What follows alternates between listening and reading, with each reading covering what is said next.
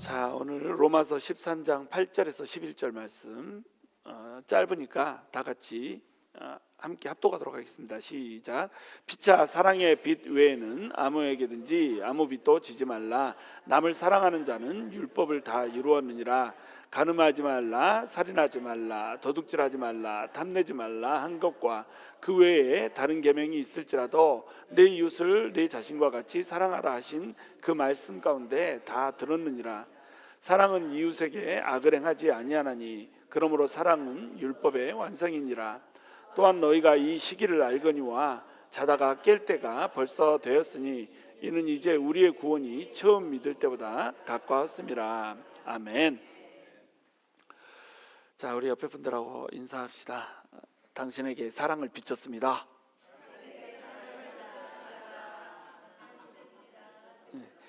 다시 한번 인사합시다. 당신은 안 갚아도 나는 꼭 갚을게요.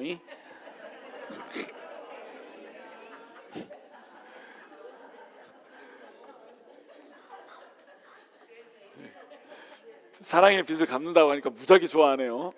역대급으로 반응이 좋습니다. 지금 나는 안 갚아도 상대방이 갚는다니까 너무 좋죠.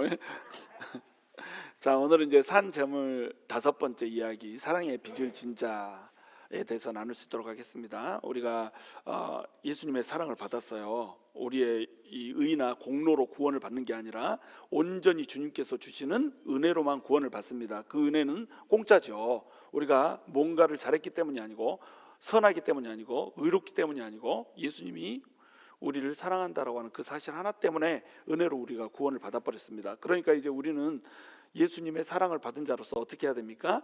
산 제물로 우리의 삶을 드려야 돼요. 그것이 우리가 드릴 영적 예배가 되는 거예요. 그 산 제물로 우리를 드린다라고 하는 것이 구체적으로 무슨 뜻입니까? 1번 은사로 교회 안에서 섬겨라.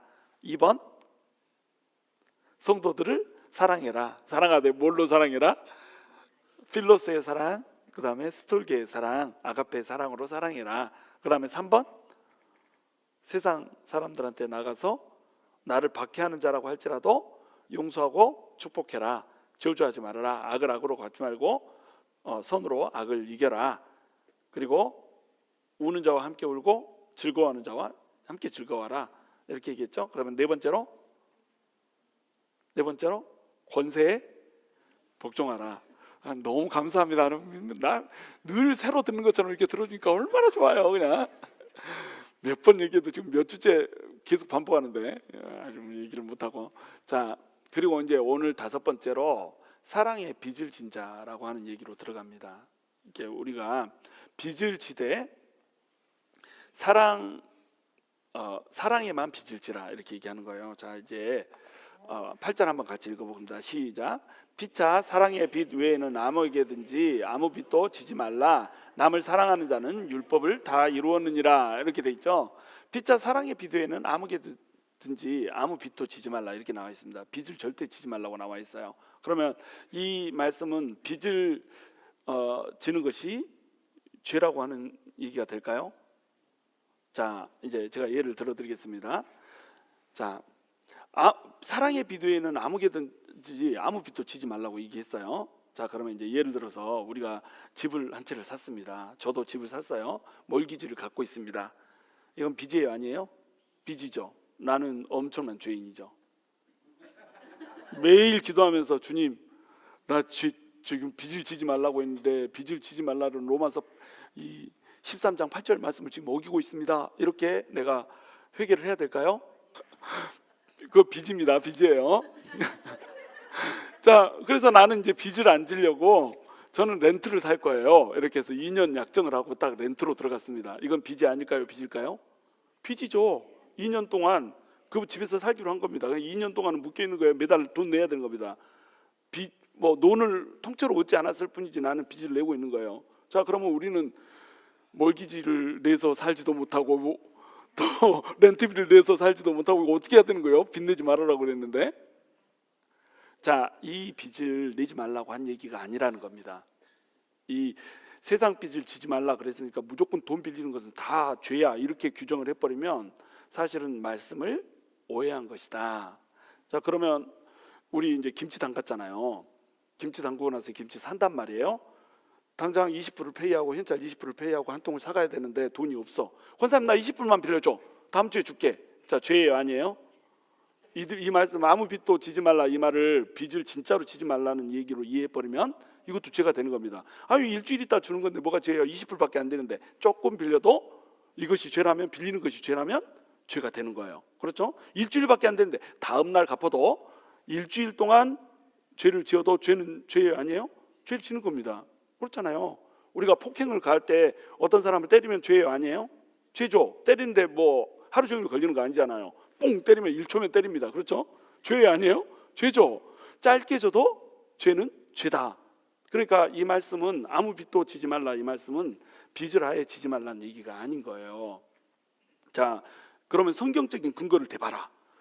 구약에서 자 빚에 대해서 뭐라고 얘기하냐면 너네는 이웃한테 돈을 빌려줄 때 너네 형제한테 돈을 빌려줄 때에 가난한 사람한테 돈을 빌려주거든 이자를 받아라 받지 말아라. 받지 마라. 그러면 돈을 빌려주란 얘기예요, 빌려주지 말란 얘기예요? 빌려주란 얘기죠. 빌려주는 사람이 있으면 빌리는 사람이 있다 없다? 빌리는 사람이 있다는 거예요. 빚에 세 가지 특징이 있습니다. 첫 번째 특징이 뭐냐면 상호성이에요. 상호성. 빚은 주는 사람이 있으면 받는 사람이 있는 겁니다. 두 번째 특징은 뭐냐면 당위성이에요. 빚을 지면은 반드시 갚아야 되는 겁니다. 세 번째 특징은 뭐냐면 구속성이에요. 빚을 졌으면 빚진 사람은 빚을 내준 사람한테 묶여요. 구속이 됩니다. 이 빚을 갚는 순간까지는 예속이 되게 되는 거예요. 그 빚에 묶이게 되는 겁니다. 그러니까 구속성을 가져요.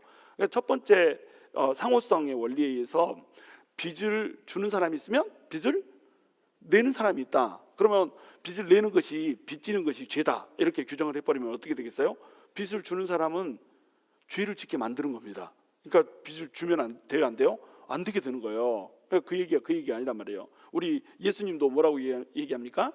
너네가 누군가가 가난해가지고 돈을 꾸러오거든. 그것은 죄니까 나한테 돈 꾸러오지 말아라. 이렇게 얘기하라고 그랬어요. 돈을 빌려주라고 얘기했어요.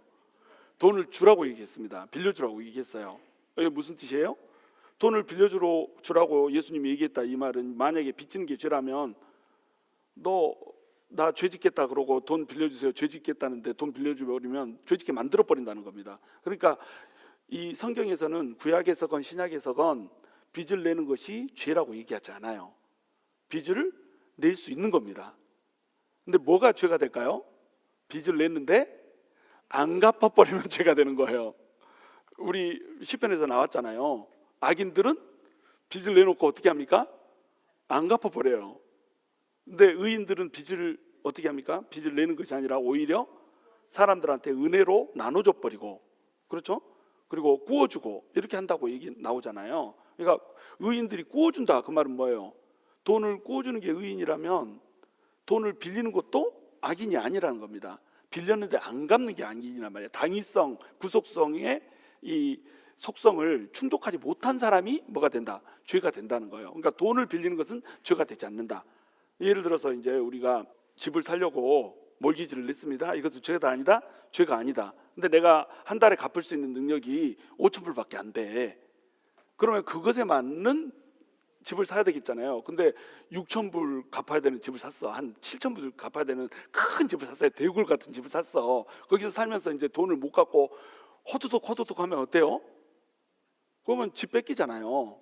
그러니까 그렇게 탐심을 부리는 것이 죄가 될 수 있다는 겁니다. 그 탐심 때문에 그것에 대해서 책임을 져야 되는 거예요. 우리 교단에서 봐봐요. 우리가 교회를 건축하는데 교회를 건축할 때 우리 돈이 부족하니까 돈을 좀 빌리잖아요. 그렇죠? 돈을 빌리는 게 죄면은 돈 빌려서 교회 지을 수 없는 거예요.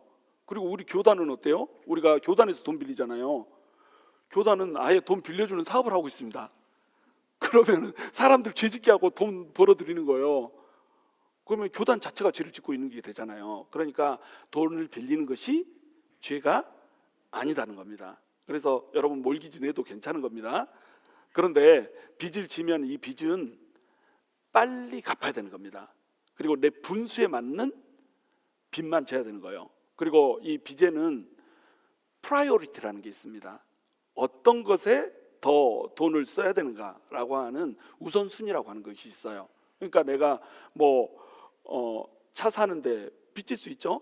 근데 내가 갚을 수 있는 역량은 한 달에 500불 정도 갚을 수 있는데, 차를 사는데 한 1000불짜리 갚아야 되는 차를 샀다. 그리고 나서 아무것도 못해 그 돈 갚느라고. 그러면 이것은 뭐가 되는 거예요? 이것은 죄가 되는 겁니다. 그 차를 산 것, 빚을 낸 것이 죄인 것이 아니고, 하나님께서 주신 물질을 가지고 그 물질을 하나님의 나라를 위해서 쓰는 데 집중하기보다는 내 탐욕을 채우는 데 집중한 것으로 인해서 죄가 되는 거예요. 그러니까 우리가 부자가 된다는 것도 마찬가지예요. 우리가 부자가 되려고 하는 거, 이것은 죄일까요, 아닐까요? 죄 아닙니다. 성경에 나오는 위대한 인물들 다 부자들이 있잖아요. 근데 뭐가 죄가 될까요? 탐심을 부리는 게 죄가 되는 거예요. 요거 부자 좀 되려고 이것저것 다 잘라내고 악한 사람들한테 돈 뜯어내고 이런 것이 죄가 된다라고 하는 겁니다. 그러니까 여기서 피자 사랑의 빚 외에는 아무에게든지 아무 빚도 지지 말라, 이 말을 오해해가지고 우리 크리스찬들은 절대 빚지면 안 돼, 이렇게 생각하면 안 된다는 거예요. 그런데 사랑의 빚은 우리가 갚을 수가 없는 겁니다. 예를 들어서 여러분 너무 살기가 힘들어요. 그래가지고 렌트비를 못 내버렸어. 한 3달 렌트비가 밀려면 이제 그 다음 달은 쫓겨나잖아요. 그래서 이번 달에는 렌트비를 반드시 내야 돼. 2,000불 내야 됩니다. 여러분이 얼마씩에 살고 있는지 모르지만 이제 예를 들어서 2,000불 내야 된다고 생각해 보세요. 근데 우리 뭐 이명규 장로님이 아유 딱 하면서 호탕하게 자 2,000불 빌려줄게, 이걸로 내, 이렇게 했어요. 그래가지고 렌트비를 냈습니다. 그리고 한 3개월 지나서 대박이 터졌어. 그래가지고 이제 돈을 갚을 수 있는 능력이 된 거예요. 그래서 장로님 그때 빌려준 2,000불 내가 갚을게요, 딱 이러고 갚았단 말이에요. 이명규 장로님은 뭐라 어떻게 하고 빌려줬어요? 아유 힘들면 안 갚아도 돼, 이러고 빌려줬어요. 힘들면 안 갚아도 돼, 이러고 빌려줬어.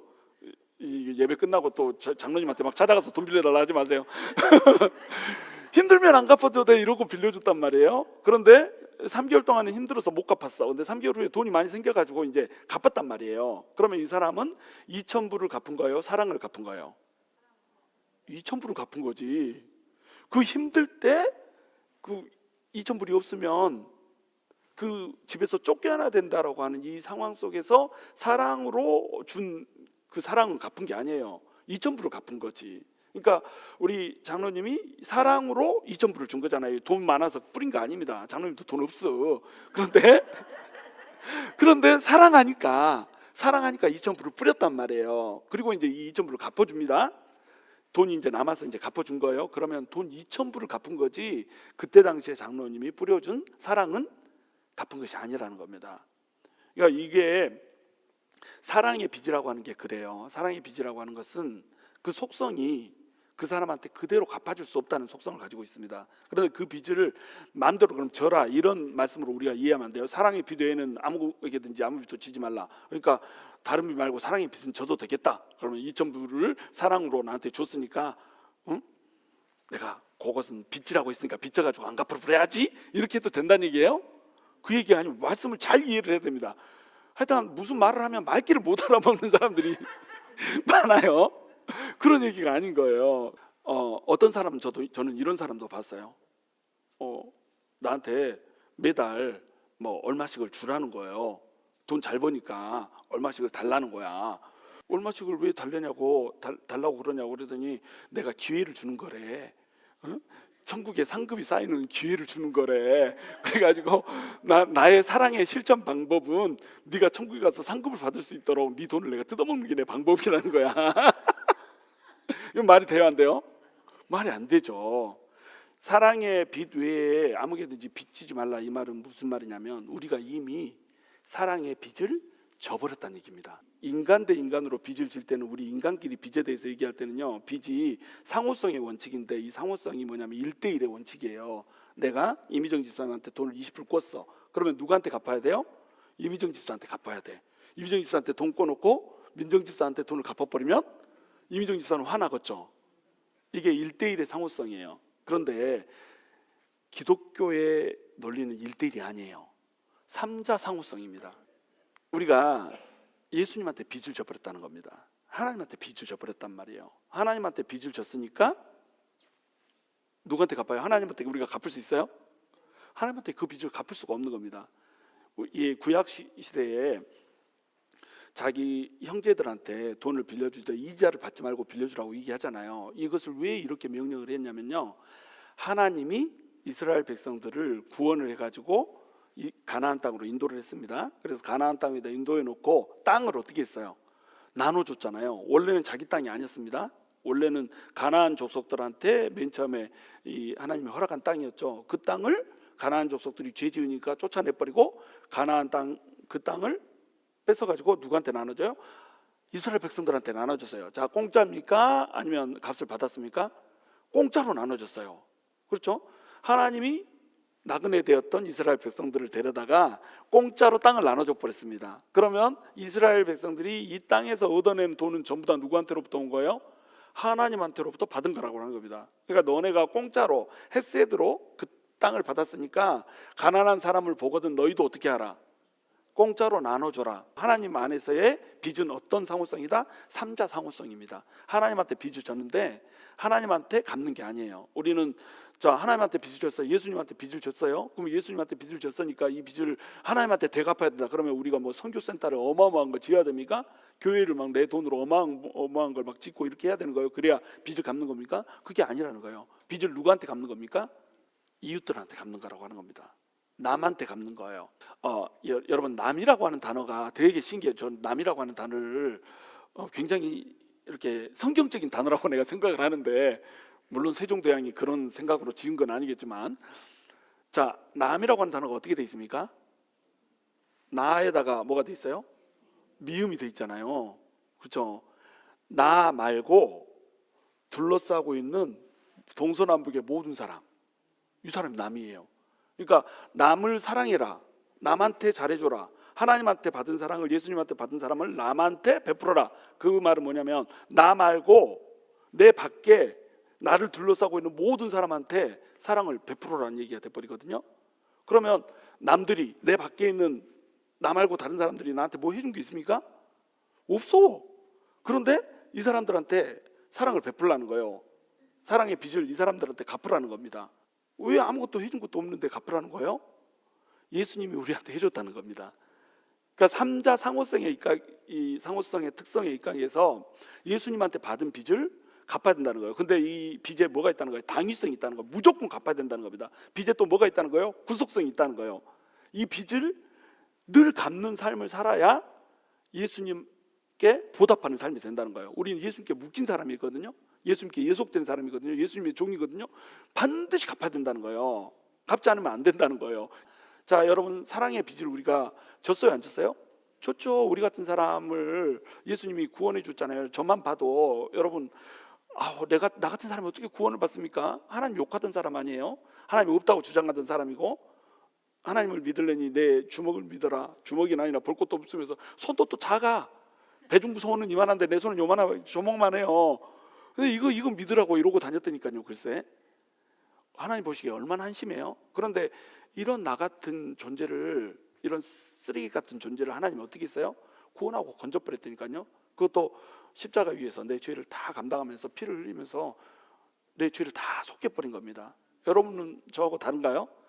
우리가 아직 죄인 되었을 때에 하나님께서 우리를 사랑하심으로 예수 그리스도를 십자가에서 내어주고 우리를 향한 하나님의 사랑을 확증해 버렸다는 말입니다. 그러면 그 사랑에 대해서 우리는 빚을 지고 있단 말이에요. 근데 그 사랑은 반드시 우리가 갚아야 되는 겁니다. 왜냐하면 당위성 때문에, 구속성 때문에, 또 삼자 상호성 때문에. 아무에게든지 아무 빚도 지지 말라. 남을 사랑하는 자는 뭘 이루었다? 율법을 다 이루었느니라. 이렇게 돼 있죠. 율법은 여러분 법이잖아요. 하나님의 법이잖아요. 그렇죠? 하나님의 법이 더 클까요? 아니면 우리 양심이 더 클까요? 율법이 더 큰 게 아니라 우리 양심이 더 큽니다. 왜 그러냐면, 자, 율법에 여기 나오는 것처럼 간음하지 말라 이렇게 나왔죠. 그럼 우리 간음하지 않으면 율법을 지킨 게 돼요. 그러니까 이웃 여자를 뺏지만 않으면 우리가 죄를 짓지 않는 게 된다니까요. 이게 율법이에요. 그러니까 율법은 양심의 최소한입니다. 율법에서는 뭐라고 나옵니까? 살인한 것이 살인한 거예요. 근데 내가 속으로 막 어떤 사람 미워했어. 양심에 찔려요, 안 찔려요? 양심에 찔려요. 근데 법에는 저쪽이 돼야 안 돼요? 저쪽이 안 돼요. 그러니까 법이라고 하는 것은 뭐냐면 양심의 마지노선입니다. 양심의 최소한이에요. 이것만큼은 지켜라, 이거예요. 도덕의 최소한, 이게 법이라는 거예요. 도덕이 더 커요? 법이 더 커요? 도덕이 더 큽니다. 어떤 사람이 넘어졌는데 안 일으켜주고 그냥 지나가 버렸어. 그러면은 법으로 저촉돼 가지고 우리 감옥에 갇혀요? 안 갇히죠. 그런데 도덕으로 보면 어때요? 할머니가 딱 쓰러졌어. 근데 아이고 노망탱이 그냥 집에 있지 뭐 하려고 나왔어 이러고 지나갔어. 그러면 이 사람보다 우리가 뭐라고 부릅니까? 쓰레기 이렇게 부르잖아요. 자, 그런 것처럼 그 사람이 법을 안 지킨 게 아닌데도 불구하고 도덕을 어긴 것으로 인해서 지탄을 받는단 말이에요. 그러니까 도덕이 법보다 큰 겁니다. 율법은 도덕의 최소한이에요. 하나님께서 생각하시는 그 하나님의 도덕, 하나님의 법의 최소한이 사람한테 주어진 율법이라고 하는 거예요. 그러니까 남을 사랑한다, 사랑 안 한다고 우리가 법에 저촉돼 가지고 감옥에 갇히는 거 아니잖아요. 그렇죠? 그런데 사랑을 해버리면 어떻게 돼요? 사랑이란 개념이 더 커버리니까 율법을 다 이루어버리게 되는 겁니다. 그래서 율법을 다 이루었느니라 이렇게 얘기를 한다면, 사랑하는 자는 다 율법을 이루었느니라. 우리가 왜 사랑해야 되는가? 율법을 다 이루는 자가 되기 때문에 그래요. 이게 첫 번째 이유입니다. 그런데 9절에 보시면 이제 간음하지 말라, 살인하지 말라, 도둑질하지 말라, 탐내지 말라 한 것과 그 외에 다른 계명이 있을지라도 이렇게 하면서 4개의 계명을 얘기를 해놨죠. 이 4개의 계명을 여러분 딱 보면은 이게 어떤 계명입니까? 10계명 중에 10계명에 2가지 계명이 있는 건 아시죠? 하나는 대신 계명이고 하나는 대인 계명이고, 여기는 뭐예요? 대신 계명이 아니고 대인 계명입니다. 사람한테 어떻게 하라는 계명이에요. 이게 무슨 말이에요? 자, 하나님한테 너네가 사랑을 받았어. 갚는 걸 누구한테 갚으라는 겁니까? 사람한테 갚으라는 겁니다. 여기 보면은 10계명이 조목조목 나와 있잖아요. 간음하지 말라. 이게 제 몇 계명이에요? 10계명을 못 외우시는군요. 칠흑 같은 마음을 품어서 간음하지 말라. 7계명이잖아요. 그리고 살인하지 말라. 이건 몇 계명이죠? 육신을 살인하지 말라. 이래서 6계명이잖아요. 도둑질하지 말라. 도둑질하지 말라는 팔뚝을 자를지라도 도둑질하지 말라. 이래서 8계명. 그다음에 탐내지 말라는 십자가 앞에서 남의 이웃의 것을 탐내지 말라. 그렇게 해서 이게 10계명이잖아요. 간음하지 말라가 7계명이잖아요. 7계명이고 살인하지 말라가 6계명인데 6계명이 더 뒤로 가버렸죠. 이거 왜 그럴까요? 왜냐하면 6이 7이 무서웠습니다. 7, 8, 9이잖아요. 7이 9를 먹어버렸어. 7, 8, 9. 아유, 영어로 쪼끄라니까 못 알아먹는구나. 7, 8, 9. 7이 9를 먹어버렸어. 그러니까 6이 무서워가지고 뒤로 가버렸어. 농담입니다. 이거 진짜로 받아들이면 안 돼요. 어찌됐건 이거 뒤죽박죽 섞어놨긴 했는데, 간음하지 말라, 살인하지 말라, 도둑질 말라, 탐내지 말라, 이게 전부 다 대인 계명이라는 거예요. 그리고 그 외에 다른 계명들이 또 많습니다. 613개 이 율법 조항들이 있잖아요. 그 계명들이 다 있을지라도 네 이웃을 네 자신과 같이 사랑하라 하신 그 말씀 가운데 이게 다 들었다는 거예요. 우리가 하나님을 사랑한다 할 때 이 하나님을 사랑한다는 것은 어떻게 증명이 돼요? 이웃을 사랑하는 걸로 증명이 됩니다. 율법사가 왔어요. 율법사가 뭐라고 얘기합니까? 뭐라고 물어봅니까? 하나님이 주신 계명 중에 제일 큰 계명, 첫째 되는 계명이 무엇입니까? 물어보죠. 예수님이 뭐라고 대답하세요? 네 하나님을 사랑해라. 그리고 네 이웃을 네 몸과 같이 사랑하라. 이것이 이 선지자, 모든 선지자의 율법과 선지자의 강령이라 이렇게 말씀하시잖아요. 그렇죠? 하나님을 사랑하는 것, 그다음에 이웃을 사랑하는 것, 이 두 가지를 율법의 총칭이라고 얘기합니다. 그 말이 맞아요. 하나님을 사랑하면 어떻게 우상을 만들 수가 있겠어요? 하나님을 사랑하면 어떻게 다른 신한테 절을 할 수가 있겠어요? 하나님을 사랑하면 어떻게 하나님의 이름을 망령되이 일컬을 수 있겠어요? 하나님을 사랑하면 어떻게 또 안식일을 범할 수가 있겠습니까? 하나님께서 지키라고 한 것들을 하나님 사랑하니까 다 지킬 수 있는 거잖아요. 근데 이웃을 사랑하라. 하나님을 사랑하면 당연히 이웃을 사랑하는 겁니다. 사랑하라는 겁니다. 근데 그러면 이웃을 사랑하는 사람이 간음할 수 있겠어요? 우리가 간음하면은 간음을 옆에서 지켜보는 사람들은 이게 죄라고 생각해요, 안 해요? 죄라고 생각합니다. 불륜 이렇게 얘기합니다. 그런데 간음을 직접 행하고 있는 사람은 이걸 죄라고 생각할까요, 안 할까요? 죄라고 생각 못합니다. 하나님을 믿고 있어도 죄라고 생각을 못하는 경우가 많아요. 왜 그러냐면 이 간음을 하면서 이 두 사람은 서로 사랑한다고 생각합니다. 서로 사랑한다고 생각하니까 뭐가 껴들어갔어요? 지금 사랑이 껴들어갔어요. 내 남편은 그 징하게 못된 놈이고 이 남자는 너무너무 자상한데 잘못 만났다는 거예요. 하나님의 뜻에 어긋나게 만났다는 겁니다. 그래서 하나님이 드디어 짝을 점지해 주셨는데 이 짝이 너무너무 좋은 짝이고 잘 맞아서 나는 이 사람을 너무 사랑해요.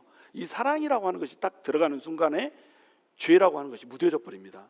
아, 이것은 죄가 아니고 우리 둘이 사랑하는 거야. 사랑하는데 어떻게 이게 죄일 수 있어? 이렇게 돼가지고 분명히 하나님을 사랑하는데 죄라고 하는 죄의식이 없어져 버려요. 자, 그러면은 이 사람은 진짜로 하나님을 사랑하고 있는 걸까요? 아니라고 하는 겁니다. 왜 그러냐면 이웃을 사랑하는 걸로 사랑이 하나님을 사랑하는 것이 증명이 되는데 이 사람은 지금 누구부터 사랑을 못하고 있어요? 내 아내부터 사랑을 못하고 있는 겁니다. 또 이 사람은 누구를 사랑하지 못하고 있어요? 그 여자의 남편을 사랑하지 못하고 있는 겁니다. 남이라고 하는 단어가 뭐라고 그랬어요? 나 빼고 다른 모든 사람. 나 빼고 다른 모든 사람에게 사랑의 빚을 우리가 졌으니까 그 사랑의 빚을 갚으라고 얘기하는 거거든요. 그러니까 나 빼고 다른 모든 사람을 사랑하는 사람이라고 한다면 간음을 할 수 있다 없다? 할 수 없다는 거예요. 살인하는 것도 마찬가지입니다. 살인하는 것도 나 빼고 다른 모든 사람을 사랑하는 것이 어떻게, 사랑하는 사람이 어떻게 살인할 수 있겠어요? 다른 사람을 어떻게 죽일 수 있겠습니까? 이번에 뉴스 하나 나왔잖아요. 자동차를 타고 고속도로를 타고 가다가 애기 엄마가 자기의 2명을 던져가지고 고속도로에 던져가지고 죽어버리고 자기 차 받아서 죽었습니다. 이 사람이 어떤 사람이냐면 그 영매술 막 이런 거 맞아가지고 영적 전쟁이다 막 이렇게 해가지고 귀신에 이제 넘어간 사람이죠. 그러니까 그래가지고 지금 이 시대가 마지막 때 종말이 왔다는 거예요. 계기일식이 있었잖아요. 최근에 계기일식을 보고 자 계기일식 종말이 왔다, 종말이 왔어, 마지막이 왔다, 마지막이 왔어 이렇게 막 하던 사람이에요. 그러다가 이 사람이 받아서 죽어버렸습니다. 어떻게 그럴 수가 있나 이렇게 하지만 여러분 그 사람도 사람이란 말이에요. 그 사람이 왜 그렇게 됐을까요? 그 속에 하나님이 없어버리고 그 안에 누가 들어가 버렸어요? 귀신이 들어가 버렸습니다. 악한 영이 들어가 버렸어요. 그러면서 사람이 똑같은 사람인데 그런 천인공노할 짓을 해버리잖아요. 근데 이런 것이 정도의 차이일 뿐이지 우리 안에도 있다는 겁니다. 우리 안에도 나 말고 그 남에 누가 들어가요? 우리 아기가 들어가는 거잖아요. 근데 그거 던져버리고 세상에 받아가지고 자살하고 이렇게 해야 되겠어요? 자, 도둑질하지 말라. 어떻게 남을 사랑하는 사람이 남의 것을 뺏어갈 수 있단 말이에요. 내가 갖고 싶으면 남도 자기 거 지키고 싶죠. 탐내지 말라. 어떻게 다른 이웃을 사랑하는 사람이 다른 사람의 것을 탐내는 일을 할 수 있냐 이 말이죠. 그러니까 결국 이 남을 사랑해버리면요 율법을 다 지킬 수가 있다라고 하는 겁니다. 사랑하는 자는 율법을 다 이루었느니라 이 말씀을 태초에 우리 하나님께서 우리 인간을 창조할 때 그 모습으로 한번 설명을 해볼게요. 하나님께서 인간을 창조하실 때에 하나님의 형상을 본따서 창조를 했죠. 하나님의 형상을 본따서 창조한 이유가 뭘까요? 왜 하나님의 이미지를 본따서 창조했을까요? 하나님의 이미지를 본따서 했단 말은 우리 눈, 코, 입 달린 이 이미지를 얘기하는 게 아닙니다. 하나님의 속성을 그대로 반영해서 창조를 했다는 거예요. 하나님의 속성에 뭐가 들어있어요? 사랑이 들어있습니다. 사랑이 들어있어요. 그리고 하나님의 속성에 뭐가 들어있습니까? 통치가 들어있어요. 다스림이 들어있습니다. 그래서 인간한테 하나님께서 이 하나님의 형상을 부여했던 이유가 뭐냐면 인간이 사랑하는 존재로 만들고 싶었던 거예요. 누구랑? 하나님과 사랑하고 또 인간들끼리 사랑하고 이런 존재로 만들고 싶었던 겁니다. 또 이 동물 짐승들 세계에서는 또 어때요? 지배하는 존재로. 너는 어떻게 하라고 합니까? 문화명령. 생육하고 번성하라. 그리고 이 땅에 충만하라. 그리고 이 땅을 다스리고 정복하라. 정복하고 다스리라 이렇게 했잖아요. 다스리라고 하는 얘기를 해줬단 말이에요. 사랑하고 다스리라고 하는 것이 하나님의 형상대로 만든 이유였습니다. 근데 여러분 사랑하는 방법에 대해서 태초에 얘기해 줬어요? 너는 이렇게 사랑해라 얘기해 줬습니까? 또 너네는 이렇게 다스리라 얘기해 줬어요? 안 해줬어요? 안 해줬어요. 이렇게 다스려라 이렇게 사랑해라 얘기 안 해줬습니다. 그리고 그냥 너네는 다스려라 이렇게만 얘기해 준 거예요. 그리고 아담을 만들어 놓고 하와 만들어 놓고 그냥 갖다 줬습니다. 갈비뼈를 빼가지고 하와 만들어 놓고서 하와 손을 끌어다가 아담 앞에다가 세워줬어요. 자 이렇게 사랑해라 부부 특강 해줬어요? 안 해줬어요? 안 해줬어요. 왜 안 해줬을까요? 하나님의 형상을 집어넣는 겁니다. 태초에 인간한테는 뭐가 있었냐면 하나님의 형상이 있었어요. 그래서 어떻게 다스리는지도 알고 어떻게 사랑하는지도 압니다. 이 짐승들을 다스릴 때 어떻게 다스리라는 거요? 사랑으로 다스리라는 겁니다. 내 아내를 데리고 살 때 어떻게 살라는 거요? 사랑으로 데리고 살라는 겁니다. 아내도 남편을 대할 때 어떻게 대하라는 거요? 사랑으로 대하라는 겁니다. 근데 사랑으로 대하라는 거, 어떻게 다스리라는 거, 이걸 가르쳐 주지 않아요. 지침을 주지 않아요. 왜? 하나님의 형상을 담아놨거든. 그러니까 안 가르쳐 준 거예요. 그래서 태초에는 다스림이 그대로 이루어졌습니다. 동물들을 막 사랑하고 짐승을 사랑하고 이렇게 했어요. 그런데 인간이 범죄를 해버리잖아요. 마귀가 와가지고 막 이렇게 뱀의 모습으로 와가지고 자 한번 잡숴봐 이렇게 하면서 선악과를 따먹게 만들어 버렸단 말이에요. 잡숴봐 막 이렇게 하면서 잡수게 만들어 버렸어요. 이걸 딱 먹으면서 어떻게 돼 버렸어요? 하나님이 더 이상 우리의 아버지가 안 돼 버린 겁니다. 우리의 왕이 안 돼 버린 거예요. 그러면서 우리 안에 있는 뭐가 깨져 버렸어요? 하나님의 형상이 몹시 심각하게 깨져 버립니다. 그리고 우리 안에 어떤 형상이 들어와요? 마귀의 형상이 우리한테 들어와요. 그러니까 마귀가 우리의 압이라고 얘기하죠. 그 이유가 뭐냐면 마귀한테는 먹어가지고 마귀의 형상이 우리 안에 심겨져 버린 겁니다. 거짓말하는 마귀가 네 압이라서 너도 거짓말한다. 그래가지고 여기저기 다니면서 험담하고, 여러분 네 이웃을 네 몸과 같이 사랑해라. 이 말씀이 어디에 나와요? 이 말씀이 어디 나옵니까? 레위기에 나오잖아요. 그렇죠? 레위기 19장 18절에 나옵니다. 근데 그 앞에 보면은 막 계속 말씀을 줘요. 뭐 너는 이거 하지 마라 저거 하지 마라 막 이렇게 하면서 너는 뭐 동네 방방곡곡 돌아다니면서 다른 사람을 험담하고 막 이렇게 하지 말아라 이렇게 얘기합니다. 그렇죠? 근데 사람들이 험담해요 안 해요? 험담합니다. 험담하니까 하나님께서 험담하지 말아라 이렇게 명령을 주신 거예요. 뭐가 무너져 버렸어요? 하나님의 형상이 무너져 버렸어. 그리고 뭐가 들어왔어요? 마귀의 형상이 들어와 버린 겁니다. 그래서 마귀처럼 바뀌어 버린 거예요. 그래서 마귀가 가지고 있는 그 악이 우리 인간을 지배하면서 이제 인간한테는 계명이 필요하게 된 거예요. 율법이 필요하게 된 겁니다.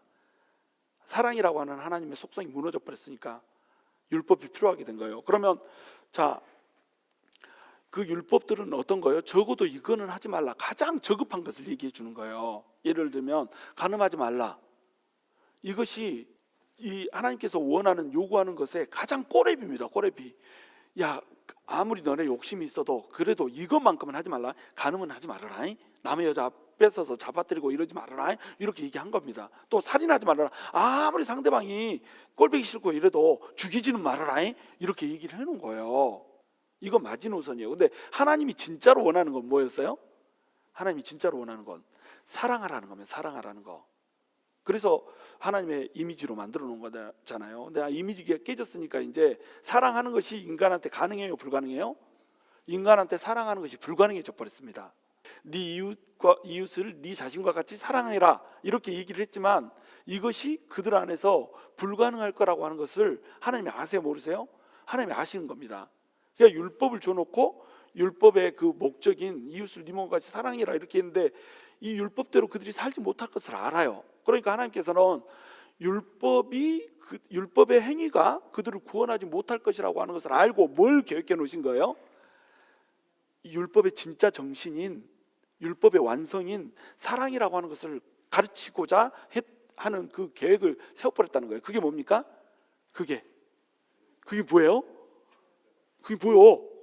이렇게 했는데도 대답을 못하면 내가 어떻게 십자가, 그게 십자가. 하나님께서 예수님을 십자가에다 달아 죽게 만드심으로써 뭘 보여줬냐면, 자, 이것이 내가 너네한테 원하는 거야. 너네는 사랑할 능력이 없지. 내가 너네를 이렇게 사랑하는 거야. 그리고 십자가에다가 예수 그리스도를 달아서 우리를 대신해서 죽게 만들어 버린 겁니다. 그러면서 자, 예수님의 이 사랑으로 너네는 빚을 졌다. 그러니까 너네도 어떻게 해야 된다? 빚진 자로서의 삶을 살아라. 네 이웃들이 너를 위해서 대신 죽어주진 않았어. 근데 예수님이 너를 위해서 대신 죽어줬지. 그러면 이건 너는 평생 예수님한테 갚을 수 있어, 없어? 갚을 수가 없어요. 갚을 수가 없는데 어떻게 하면 갚은 걸로 쳐주겠다는 거예요? 다른 사람들을 사랑해주면 이것을 갚은 걸로 쳐주겠다는 겁니다. 그러니까 사랑이 뭐의 완성이 되는 거예요? 율법의 완성이 되는 거예요.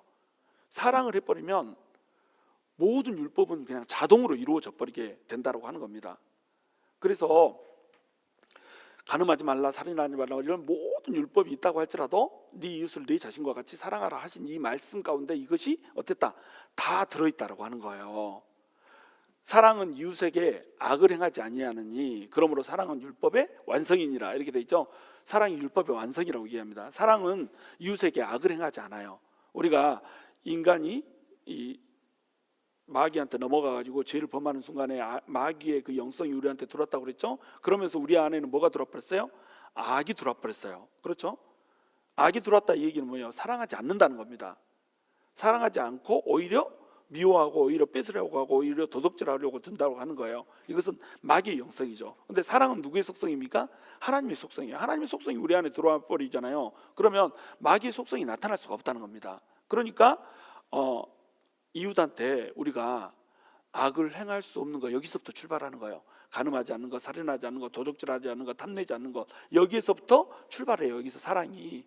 그리고 사랑은 어떻게 됩니까? 더 나아가서 오히려 내 것을 꾸어줘 버리고, 꾸어준 거 주되 이자를 받아요, 안 받아요? 안 받고 꾸어줘 버리고, 이자를 안 받고 꾸어주고 이제 원금을 갚으려고 하는데 원금을 갚을 능력이 없어요, 있어요, 없어요? 없어요. 그러면 어때요? 면제해줘 버리고, 이렇게 된다라고 하는 겁니다.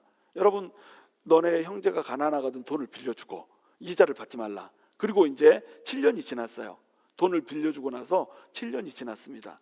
7년이 지났는데도 이 형제가 돈을 갚을 능력이 안 돼. 똥꼬가 찢어지게 가난해. 막 이렇게 됐다. 그러면은 이 사람의 돈을 어떻게 해줘야 됩니까? 7년마다 면제해 줘야 됩니다. 이 율법이에요. 7년이 되면은 7년이 돼도 돈을 못 갚으면은 면제해 줘라. 그러면 이 돈을 빌린 사람은 어때요? 7년만 참고 기다리자. 7년만 참고 기다리자. 막 이렇게 하면 이 사람은 하나님 백성이다, 아니다. 아니라는 거예요. 이들은 이걸 알았다는 겁니다. 7년만 기다리면 안 갚아도 되지만 7년이 되기 전에 갚고 싶어 했어요. 왜냐하면 하나님께 사랑을 받은 자가 남의 돈을 안 갚으면 악인이 된다고 하는 걸 알았거든요. 그러니까 면제받기를 위해서 의도적으로 막 애를 쓴 사람은 없었다는 거예요. 하나님의 법이 통하니까, 율법을 지키려고 하니까.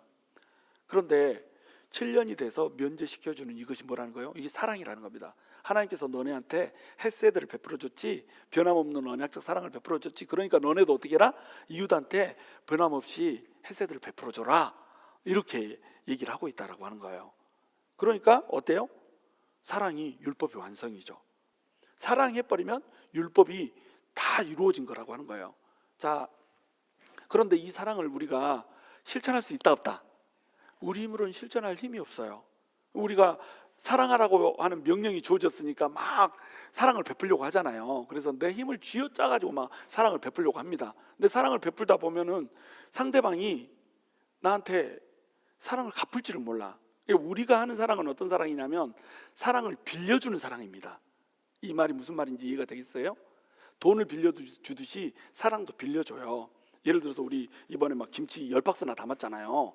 여러분, 김치 10박스를 그 자기 시간 빼가지고 나와서 이렇게 담그는 게 왜 하는 겁니까? 교회를 사랑하니까 하는 거잖아요. 사랑 안 하는데 무조건 나와서 그냥 하는 거예요? 하나님 사랑하니까 하는 거 아니에요? 그렇죠? 근데 매달 나와서 하는 사람만 해. 그리고 김치 사가면서 아이고 김치가 짜네, 다네, 너무 비싸네, 막 불평불만하면서 이 다음에는 내가 김치 한다는 소리만 하면 찌끄러 부려야지 막 이러고 막 한다고 생각해 보세요. 그러면은 여러분 마음속에 어떤 마음이 들어요? 4시간 빼서 했는데 다음에는 절대 하지 말아야지, 망할 놈의 김치. 이렇게 여러분 생각하겠어요? 아니면 다음에는 더 맛있게 해야지, 이렇게 생각하겠어요? 잔디 집사님 어떻게 생각하겠어? 다음엔 더 맛있게 해야지, 이렇게 생각하겠죠. 왜 그렇게 생각하겠어요? 사랑하니까. 누구를 사랑하니까? 하나님을 사랑하니까. 하나님을 사랑하니까 나한테 싫은 소리, 쓴소리를 했어도 어때요? 싫은 소리, 쓴소리를 했어도 밉지 않은 겁니다. 왜? 하나님을 사랑하니까. 믿긴 하지, 꼴보기 싫긴 하지. 근데 대놓고 막 이렇게 네가 하든지 그러면 이렇게 안 한단 말이에요. 왜요? 사랑하니까. 하나님을 사랑하니까.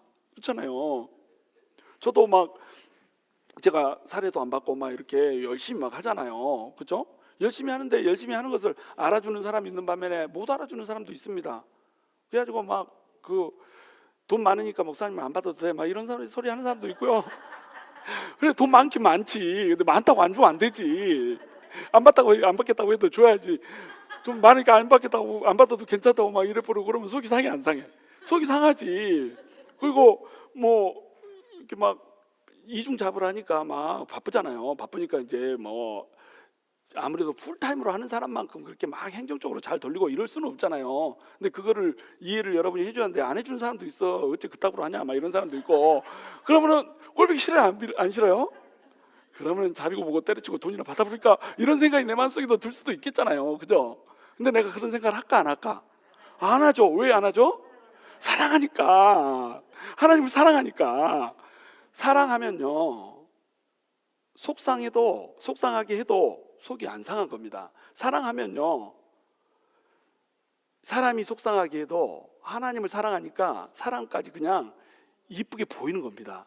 이게 사랑이거든요. 근데 이 하나님의 사랑이 나한테 채워지지 않은 채 내가 사랑을 하려고 하면 이건 뭐하고 똑같냐면, 내가 하나님의 은혜로 너를 적셔줄게 이렇게 하니까 요만한 물총 하나를 준비한 거하고 똑같아요. 이게 우리 사랑입니다. 이 물총, 우리 얼마든지 사랑할 수 있어요.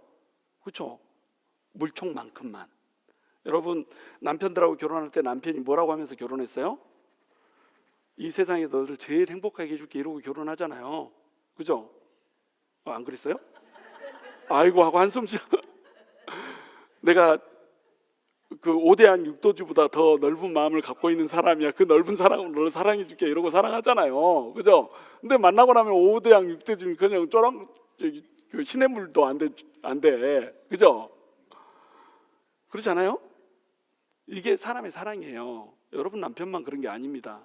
저 말씀 전하고 있는 저도 그래요. 우리 이본 사모한테 저기 목사님 너무 좋으시죠? 이러면 우리 이본 사모가 뭐라고 앉으세요? 한번 살아봐. 남편으로서 빵점이야. 이 인간의 사랑이라는 게 그래요. 인간의 사랑이 한정이 있습니다.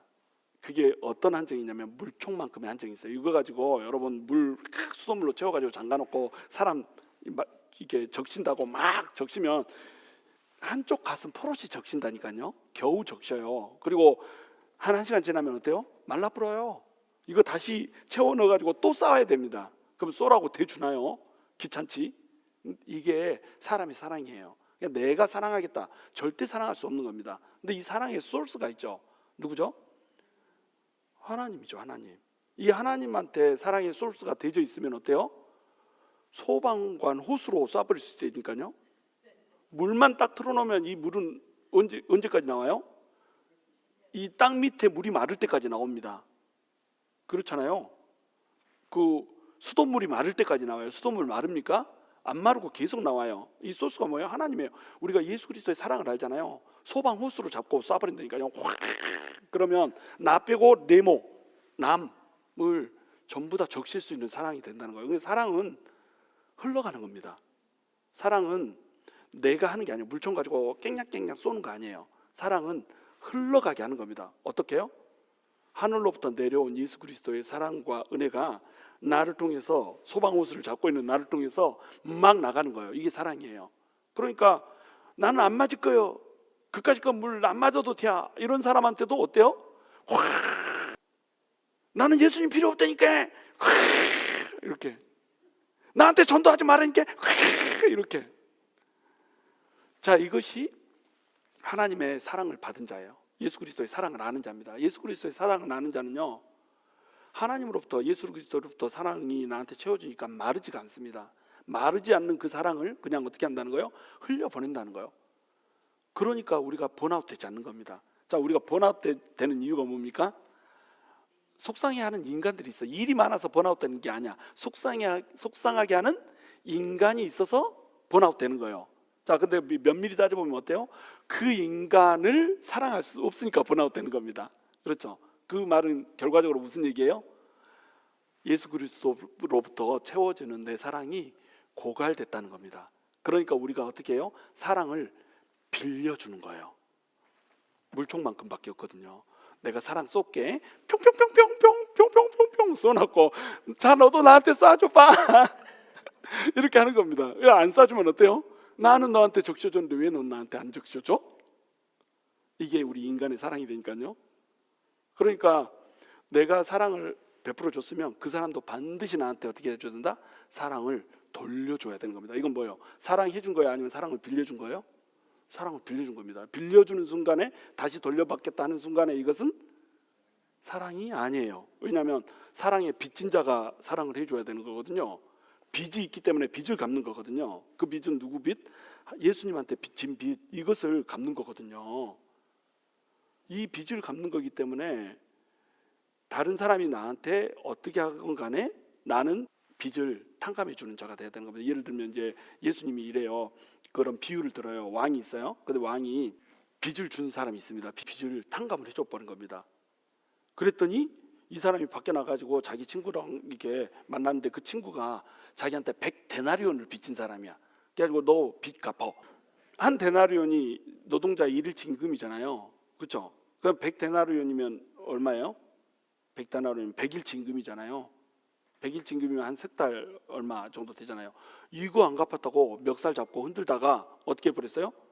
감옥에다 보내버렸습니다. 우리식으로 얘기하면 야 너 신장 하나 뜯어가지고 갚자 막 이렇게 한 거하고 똑같으니까요. 그런데 이 사람은 지금 방금 얼마를 탕감받았어요? 10,000달란트를 빚을 탕감해 줬습니다. 그러니까 20년 곱하기 만 하면은 몇 년치 임금이에요? 20만 년치 임금을 빌려준 겁니다. 근데 이것을 탕감을 해줘 버렸어요. 네가 20만 년치 임금을 어떻게 할 거냐 이러고 탕감을 해줘 버렸어요. 근데 나가서는 석 달 반치 안 갚았다고 그거 갚겠다고 신장 떼내불고 이렇게 했다니까요. 자, 우리는 10,000달란트를 탕감받은 사람이라니까요. 예수님이 우리를 평생 갚을 수 없는 거를 은혜로 줘버린 겁니다. 사랑으로 줘버린 거. 이게 예수님의 사랑이에요. 프라이슬리스, 가격을 매길 수 없으니까 그냥 우리한테 공짜로 줘버린 겁니다. 그렇죠? 그게 예수님의 사랑이었는데 그걸 받아놓고 우리가 어떻게 해요? 공짜로 그걸 받아놓고 다른 사람한테는 물총으로 조금 싸놓고 나도 한번 쏴봐 이러고 앉아있다는 거예요. 이만큼 줬으니까 너도 이만큼 줘봐 이렇게 하고 앉아있다는 겁니다. 자, 이게 사랑이에요? 사랑이 아니죠. 그러니까 이 시대에 사랑이 식어가고 사랑이 메말랐다고 그러는 거예요. 이렇게 우리가 예수 그리스도의 사랑을 완벽하게 탕감해 준 예수 그리스도의 사랑을 우리가 단 한 오리만큼도 우리가 가가지고 실천을 못 한다니까요. 그러니까 우리 안에서 예수님을 발견을 못하는 겁니다. 우리 첫 번째 찬양으로 불렀잖아요. 예수가 계시네. 우리 삶에 예수가 계셔야 되는데 예수가 안 계셔. 예수의 사랑이 없는 거예요. 그러니까 예수 믿어라 그러면 뭐라고 그래요? 너나 믿으셔요. 내 주먹이나 난 믿을래요. 이렇게 해버린다는 겁니다. 자, 그런데 여러분 11절 우리 다 같이 읽습니다. 마지막으로 시작. 이는 이제 우리의 구원이 처음 믿을 때보다 가까웠습니다. 이렇게 돼 있죠. 여러분, 우리가 사랑해야 되는, 사랑의 빚진 자가 돼야 되는 이유, 사랑의 빚진 자로서 살아야 되는 이유, 첫 번째 이유는 이 사랑이 율법의 완성이기 때문이라고 그랬어요. 두 번째 이유가 있습니다. 두 번째 이유는 뭐냐면 세상의 끝날이 가까웠다는 겁니다. 세상의 끝날이 가까우면 이제 누가 오신다는 얘기예요? 우리의 신랑 예수가 온다는 겁니다. 신랑 예수가 오면 우리는 이제 누구죠? 신부. 나는 남자인데 수컷인데 나도 신부. 배중구도 신부. 선성빈도 신부. 교회가 다 신부예요. 그렇죠? 신랑이 오셨는데 신부가 신랑을 맞이해야 될 거 아니에요. 세상 끝날이 왔으니까 이제 너네가 신랑 예수가 오고 신랑 예수를 맞을 때가 왔다는 겁니다. 근데 신랑 예수를 맞으려면 예복을 입어야 될 거 아니에요. 웨딩드레스 이쁘게 입고 맞이해야 될 거 아니에요. 그렇죠? 그런데 우리가 김치국 마시다가 김치국물 뚝뚝 흘러놓고 고춧가루 이빨에 껴가지고는 막 잠자고 막 이렇게 하고 있다가 신랑이 딱 오니까 호들짝 놀라서 깨가지고 오빠 나 귀신 꿈꿨똥 막 이러고 있으면 여러분 예수님이 귀엽다고 할까요? 징그럽다고 할까요? 여기 고춧가루 다 껴있어. 국물 막 김치 국물 다 떨어져 있어. 떡볶이 여기 막 묻어있고 김 여기 이빨에 하나 묻어있고 막 이래요. 그래가지고 오빠 나 귀신 꿈꿨똥 예수님한테 이러고 앉아있으면 예수님이 좋아하겠어요? 근데 예복은 뭘로 입는 겁니까? 예복은 뭘로 입는 거예요? 사랑으로 입는 겁니다. 사랑이 이웃들을 사랑하고 남들을 사랑하고 내 주변에 둘러싼 나 말고 다른 사람들을 전부 다 사랑해 준 그 사랑이 뭐가 되는 거예요? 우리의 예복이 된다니까요. 그 사랑이 있으면 고춧가루 떼지고 김가루 떨어지고 떡볶이 묻은 거 떨어지고 이렇게 된다는 겁니다. 그래서 진짜 정결한 신부로 우리 예수님을 맞이할 수 있다는 거예요. 근데 사랑하지 않고 이 세상 끝날에 살고 있다가 주님이 와셨다 그러면 우리 어때요? 넉마 입고 주님 만나야 된다니까요. 덕지덕지 막 때 묻은 채로 그냥 누더기로 뭐 여기 빵꾸 나가지고 막 가슴골 다 드러난 채로 궁뎅이 터져가지고 막 옛날에 똥습녀 아시죠? 엉덩이 터졌는데 엉덩이에 비닐이 돼가지고 있던 사람 막 엉덩이에 습기 찼다고 똥습녀라고 부르는 그런 여자처럼 우리가 예수님을 맞이한다니까요. 글쎄 여기저기 다 구멍 숭숭 나가지고 여러분 그렇게 예수님 맞이하면 안 되잖아요. 가장 아름답고 이쁜 옷 입고 왕관 딱 정제하고 티아라 딱 입고 이렇게 하고 예수님 딱 조신하게 이렇게 하고 맞이해야 될 거 아니에요. 그러려면 뭘 해야 된다는 거예요? 사랑을 해야 된다는 겁니다. 이웃을 네 몸과 같이 사랑하지 않으면 주님이 이제 우리의 구원이 처음 믿을 때보다 가까워졌는데 처음 믿을 때보다 가까워진 이 구원의 때가 이제 왔는데 이때 예수님이 재림할 때 우리 어떤 모습으로 우리 주님을 맞이하겠냐는 거예요. 도대체 사랑을 안 하면. 사랑의 비대에는 빚을 지지 말라. 이거는 예수 그리스도로부터 우리가 이미 사랑의 빚을 졌고 이 빚을 반드시 누구한테 갚아야 된다? 이웃에게 갚아야 된다. 남들에게 갚아야 된다. 이 사랑의 빚을 갚는 방식은 우리한테 있는 거를 빌려줬다가 받아내는 사랑이 아니고 예수님한테로부터 사랑을 계속 끊임없이 채우고 충전받아가지고 이것을 어떻게 하는 거다? 확 흘러보내는 거다. 쏴 제끼는 거다. 그래서 이것을 한번 사랑을 쏴 보냈으면 다시 나한테 회수한다 안 한다? 회수 안 한다. 회수하면 좋지. 회수하면 좋지. 나도 사랑받으니까 기분 좋죠. 당신은 사랑받기 위해 태어났으니까 좋죠. 근데 회수가 안 돼도 사랑하는 사람은 사랑에 비친 사람은 어떻게 한다는 거예요? 그냥 흘려서 쏴버린다는 겁니다. 왜? 주님으로부터 온 사랑이 충분해버려요. 넘쳐버려요. 여러분 소방호수로 나를 막 이렇게 해서 흠뻑 젖어있는 사람이 물총 가지고 몇 방울 더 더한다고 달라지는 게 있을까요? 달라지는 거 없습니다. 소방호수로 폭포수로 우리가 적셔져 버리잖아요. 다른 사람들이 이거 갚아준다고 물총 몇 개 쏘는 거요 아무 의미가 없어져 버려요. 이게 우리가 받은 사랑입니다. 그 사랑 또 우리가 받아야 되는 사랑이에요. 주님으로부터 받아야 되는 사랑입니다. 그 사랑을 우리가 깨닫고 느끼고 알아야지 비로소 누구를 사랑할 수 있어요?